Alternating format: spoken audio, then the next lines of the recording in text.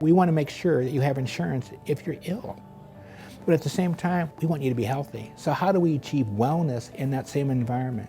So what is the role of parks and playgrounds, community gathering points and centers? What is their role, and how can we do that more effectively? How can we, should we assume what I always call the maldistribution of benefits, so that sometimes we look and say, we know what populations are always going to be sick. And then we say, well, why don't we treat everybody equally? No. We didn't treat them equally, which is why we have a maldistribution. The issue is, how do you provide those additional resources effectively and in a way that's culturally relevant?